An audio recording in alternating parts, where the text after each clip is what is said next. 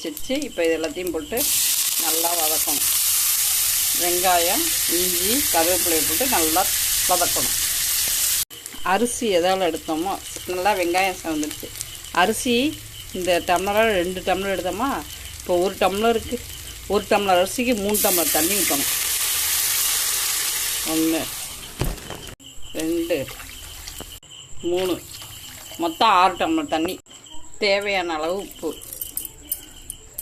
இதில் மிளகுத்தூள் கொஞ்சம் நுணுக்கி போட்டுக்கும், நல்லாயிருக்கும் மிளகுத்தூள். இந்த நொய்யை இதில் கொட்டணும். கொட்டி நல்லா கிண்ணம் கட்டி விடுவாங்க. இப்போ நல்லா கிண்டணும். கிண்டி ஒரு தட்டை போட்டு மூடிடணும். கொஞ்ச நேரம் வேணும்.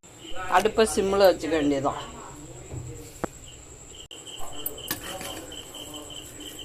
நல்லா வெந்திருக்கு. இன்னும் கொஞ்சம் தட்டை போட்டு மூடினா இன்னும் பொலன்னு வரும். நீங்களும் உங்கள் வீட்டில் ட்ரை பண்ணி பாருங்கள், மிக சுலபமான முறையில். பச்சரிசியை மிக்சியில் போட்டு அரைச்சிக்கலாம், மிஷின்லேயும் அரைச்சிக்கலாம். அரைச்சி இந்த மாதிரி செஞ்சுக்கலாம். நொய் மாதிரி மிக சுவையாக இருக்கும்.